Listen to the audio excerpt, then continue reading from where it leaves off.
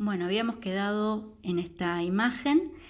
En la parte de abajo, lo que ustedes ven en verde es la ADN polimerasa que está elongando la cadena, replicando la cadena. En el caso de la hebra de arriba es la hebra de síntesis continua. Ven cómo la polimerasa está avanzando en sentido 5'3' y ese sentido es el mismo del cual se está abriendo la horquilla de replicación.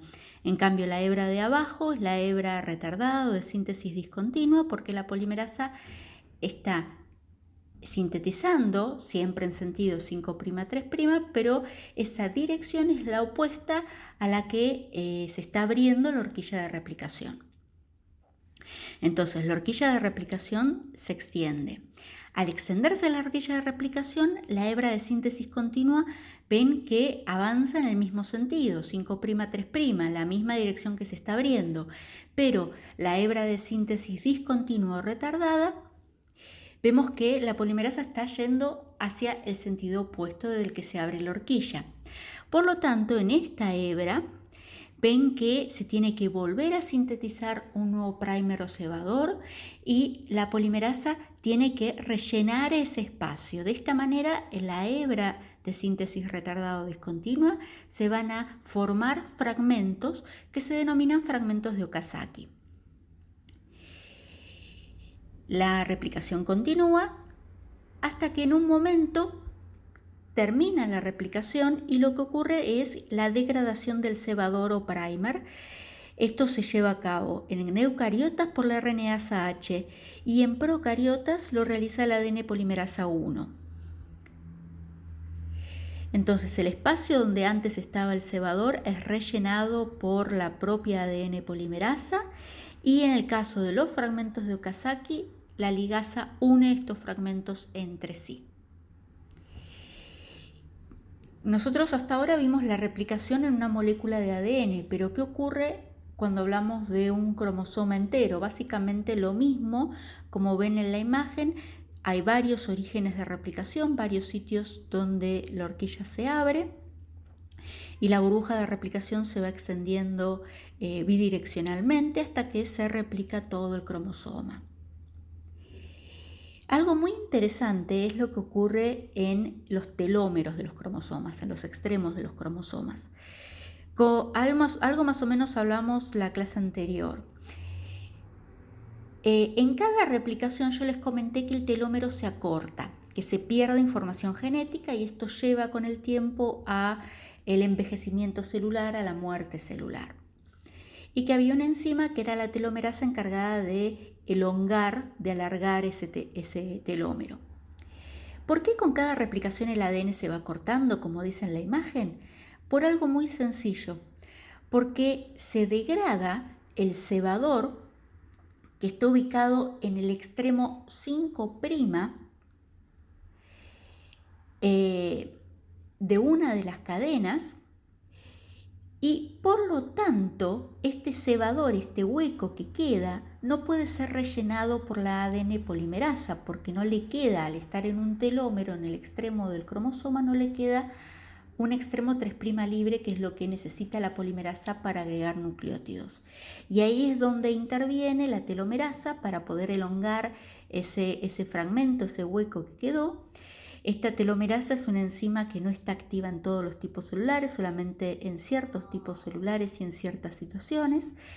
La telomerasa básicamente es una ribonucleoproteína, es una enzima que tiene un efecto de transcriptasa inversa. ¿Por qué? Porque sintetiza ADN a partir de un cebador de ARN que trae consigo.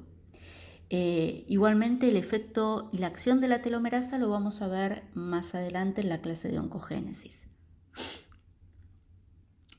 Bueno, ahora pasamos a la segunda parte de la clase, que son los mecanismos de regulación de la transcripción y traducción en eucariotas.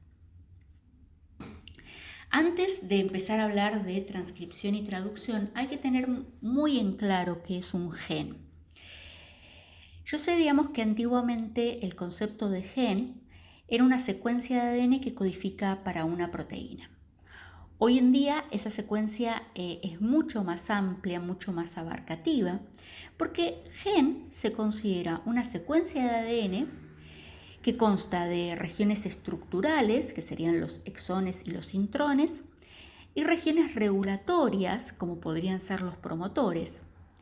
Y estas secuencias son necesarias para codificar un producto génico. Ya no hablamos solamente de proteínas, sino un producto génico. ¿Por qué? Porque ese producto génico que sintetizan o que codifican, mejor dicho, los genes, puede ser una proteína o bien un ARN maduro de cualquier tipo. Entonces, como vemos en la imagen, un gen está formado por una región reguladora, una región estructural, que mediante un proceso que se llama transcripción, primero se sintetiza un transcripto primario o heterogéneo nuclear, y que al ser sometido o procesado, se convierte en un ARN mensajero maduro. Ustedes ya saben que el ARN mensajero maduro no tiene intrones, tiene una cola de poli A y tiene la caperuza en el 5', y ese ARN mensajero maduro es el que va finalmente a sintetizar un polipéptido mediante el proceso de traducción. Ahora, el punto central de esta clase son todos los niveles de control de la transcripción y de la traducción en eucariotas, o básicamente los niveles de regulación de la expresión génica. La expresión génica en eucariotas está sumamente regulada y controlada, lo cual permite explicar algo que vimos la clase pasada, que es, a pesar de tener un genoma muy grande, los seres humanos, la cantidad de genes descubiertos o identificados en el genoma humano es pequeña en comparación a otros tipos de organismos. Cómo esos pocos genes pueden sintetizar toda la variedad enorme de proteínas que dan origen a la complejidad de un organismo humano, y esto se debe básicamente a que tenemos un nivel o mecanismos de control y regulación sumamente estrictos. Y como vamos a ver, son muchos niveles de control que existen en la transcripción y en la traducción de proteínas. Esto también explica por qué, si bien en todas nuestras células el ADN es el mismo, o sea, en todas nuestras células el ADN que encontramos tiene la misma secuencia exactamente, solamente en algunos tipos celulares se sintetizan determinado tipo de proteínas. Por ejemplo, si bien todas las células de nuestro organismo tienen ADN que tiene una secuencia idéntica y que, por ejemplo, tiene el gen de la insulina está presente en todas nuestras células, solamente las células beta de los islotes de Langerhans logran sintetizar insulina. Eso se explica porque la transcripción está sumamente regulada y por lo tanto solamente se permite la transcripción y traducción de ese gen insulina en ese tipo celular y no en otro. Eso se debe en parte a que en ese tipo celular hay ciertos niveles de control que vamos a ver están permitidos y en otros tipos de células no. Y esto determina la especificidad en la expresión génica que tienen las distintas células de nuestro tejido. Entonces, empezamos a hablar de los niveles de control. El primer nivel de control, como ven en la imagen, es un control pretranscripcional, o sea, antes de que el DNA ingrese en el proceso de transcripción para dar origen primero, como ven en la imagen, a un ARN transcripto primario. Ese control pretranscripcional está dado por el acceso del ADN a la transcripción, o sea, cuán accesible es esa secuencia de ADN para ser transcripta. Esto va a depender de dos grandes eventos: condensación de la cromatina y la metilación del ADN. Pero también podemos sumar un tercero, que es la acetilación de las histonas. Después del control pretranscripcional hay un control propio del proceso de la transcripción, en el cual está sumamente regulado los eventos de inicio y de finalización de la transcripción. El proceso intermedio, que es la elongación de la transcripción, es poco regulado generalmente. este control de la transcripción depende sobre todo de que el inicio de la transcripción ocurra de manera correcta gracias a la presencia de determinados factores de transcripción, que es en un tipo celular, y a la eficacia del mecanismo del promotor y de las secuencias regulatorias.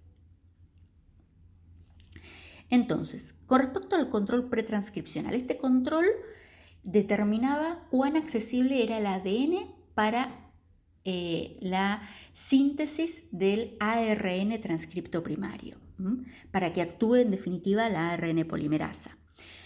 La accesibilidad del ADN está determinada por sus diferentes niveles de empaquetamiento. Estos diferentes niveles de empaquetamiento, como ven en la imagen, van de menor a mayor, siendo el nivel menor la doble hélice de ADN y el nivel mayor el cromosoma metafásico, que es el ADN en su máximo nivel de condensación o empaquetamiento. Obviamente, cuanto más descondensado esté el ADN, más accesible es para el proceso de transcripción. Vemos que del nivel mínimo de empaquetamiento de la doble hélice, el que le sigue es la fibra de 10 nanómetros, también llamado nucleosomas o cuentas de collar. Después le sigue la fibra de 30 nanómetros o solenoide. Luego tenemos la eucromatina, luego la cromatina condensada o heterocromatina y finalmente el cromosoma metafásico.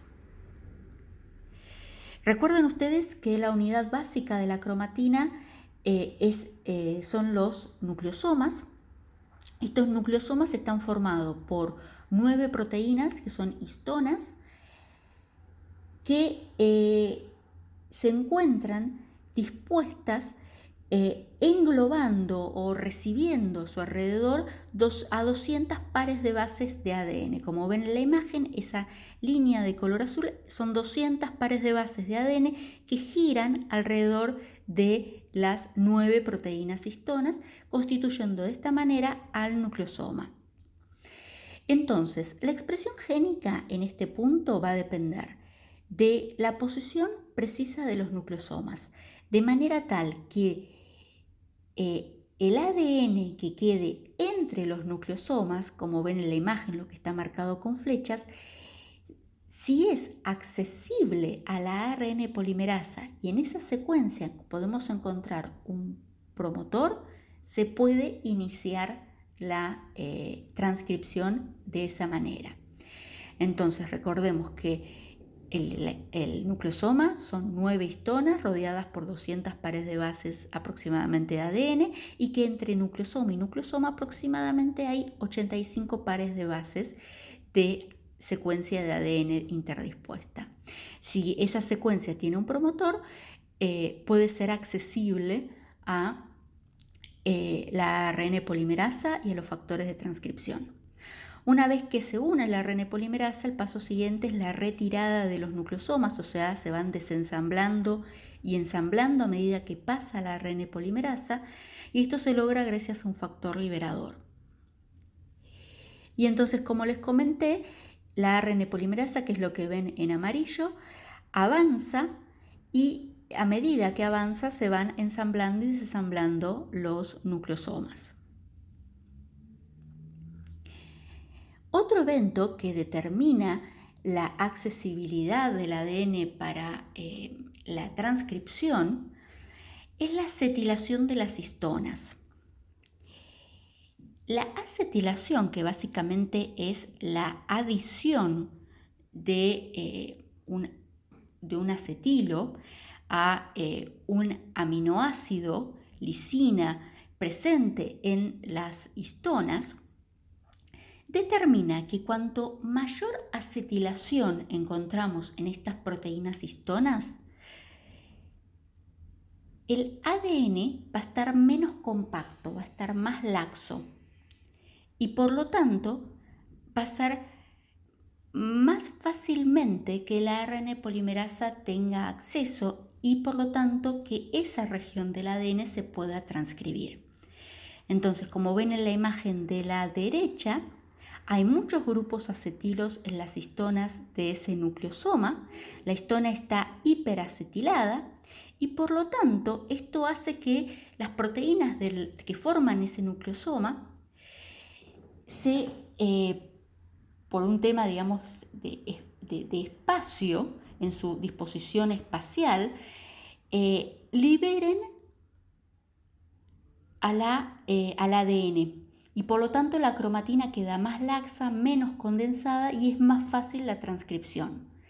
Del otro lado de la imagen ven ustedes que las histonas de ese nucleosoma no están acetiladas y por lo tanto estas proteínas histonas están unidas entre sí.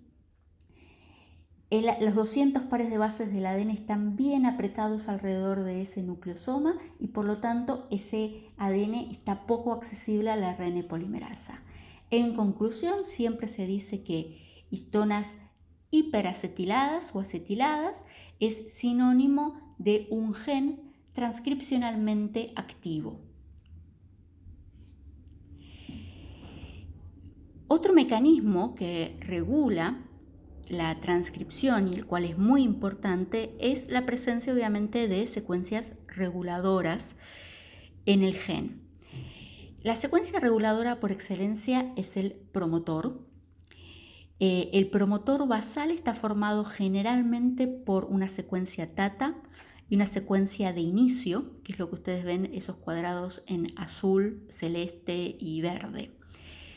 Esas son secuencias que comúnmente están en la mayoría de los promotores de los eucariotas, pero también tienen que recordar que existen elementos proximales y distales ubicados corriente arriba, o sea, hacia el 5' del sitio de inicio de la transcripción, o sea, del considerado nucleótido 1 de ese gen. Estos elementos proximales y elementos distales sirven también para regular al promotor basal, que es donde se va a unir la ARN polimerasa. Los elementos proximales, por ejemplo, son sitios comunes de unión de factores de transcripción, mientras que los elementos distales, que pueden estar muy alejados del promotor del gen que regulan, son sitios de unión de proteínas potenciadoras o enhancers o silenciadoras. Obviamente un potenciador potencia, incrementa la eficacia de la transcripción de un gen, mientras que un silenciador hace todo lo opuesto. Ustedes se preguntarán cómo un elemento distal ubicado varios miles de bases de distancia del gen que regulan puede llegar a afectar la transcripción. Esto se debe básicamente porque la molécula de ADN, la secuencia de ADN dentro de la célula no está de manera lineal, extendida, sino, como les dije, está empaquetada y condensada, formando esa doble hélice rodeada de nucleosomas y bueno, esto hace que secuencias ubicadas a miles de pares de bases puedan entrar en contacto con promotores de determinados genes. Otro mecanismo que determina la regulación de la transcripción es la metilación. Ya hablamos de la acetilación de las histonas y otro mecanismo muy importante es la metilación. La metilación forma parte de lo que hoy en día se llama regulación epigenética. Epigenética significa más allá o por encima del gen. Esto vemos que, como ahora les voy a explicar, no es una alteración en la estructura del gen, sino que esto va más allá del gen. Dentro de la región promotora de los genes existen lo que se llaman islotes CpG. Los islotes CpG básicamente son secuencias ricas en citosina y guanina dentro de los promotores de los genes. Esos islotes CpG, esas citosinas y guaninas, pueden metilarse, o sea, esos nucleótidos, citosina y guanina, pueden recibir grupos metilos. Cuando esas citosinas y guaninas de los promotores están metiladas, la presencia de esos grupos metilos impide, obstaculizan a la ARN polimerasa, que es lo que ven en amarillo, y a los factores de transcripción, que es lo que ven en un color azul y en un color rosa clarito, que se unan al promotor. Entonces, si los islotes están metilados, estos obstaculizan a la ARN polimerasa y los factores de transcripción y por lo tanto no puede iniciarse la transcripción. Si los islotes no están metilados, la ARN polimerasa y los factores de transcripción pueden unirse fácilmente al promotor y se realiza la transcripción. En conclusión, un gen con un islote CpG metilado es un gen transcripcionalmente inactivo. Algo muy importante de entender y recordar es que la metilación de los islotes CpG varía de acuerdo al estadio del desarrollo embrionario. De manera que, como ustedes ven en la parte de arriba del dibujo de la imagen, nosotros heredamos de nuestros padres el patrón de metilación de su ADN. En el embrión, ese ADN metilado que recibimos de nuestros padres es desmetilado de manera global, de manera tal que ustedes imaginarán, en un embrión todos los genes son potencialmente transcribibles, o sea, se puede expresar en un embrión cualquiera de los genes del genoma humano.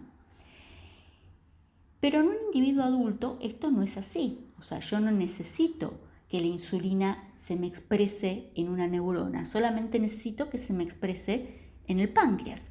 Por lo tanto, para lograr eso, en ese embrión que tiene una desmetilación global, a medida que avanza el desarrollo embrionario, tienen que ocurrir en cada uno de los tipos celulares que se van generando eventos específicos de metilación, o sea, qué genes yo quiero en este tipo celular apagar, que no se expresen, y qué genes dejo desmetilados para que se expresen. Entonces, finalmente llegamos al control transcripcional. Como vemos, se inicia la transcripción, la ARN polimerasa y los factores de transcripción específicos pueden unirse a la región promotora. La transcripción es elongada gracias a la ARN polimerasa y su avance a lo largo de la cadena de ADN. Y el último paso de la transcripción es la terminación. ¿Qué pasa con la terminación de la transcripción en eucariontes? Hay 3 mecanismos de terminación de la transcripción reconocidos. Cada uno es específico del tipo de ARN polimerasa que está actuando. En la imagen de arriba vemos el mecanismo de terminación de la ARN polimerasa 1. En este caso, se considera que la ARN polimerasa 1 termina la transcripción porque existe una proteína terminadora, que es lo que ustedes ven en violeta, que se une a una secuencia específica del ADN y de esta manera genera un obstáculo para que la ARN polimerasa 1 siga avanzando y siga sintetizando ARN.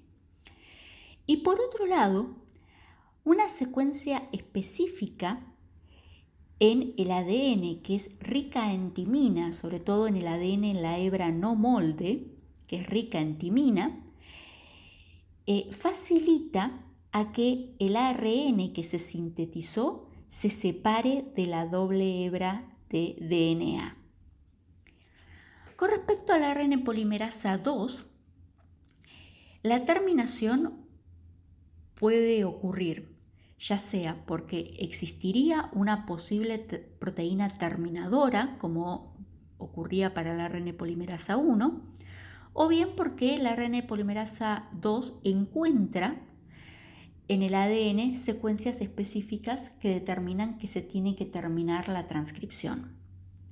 Además, para la ARN polimerasa 2 existe una proteína que es muy similar a la proteína Rho que interviene en la terminación de la transcripción en procariotas, que se une al ARN neosintetizado y lo separa de la doble hélice de ADN.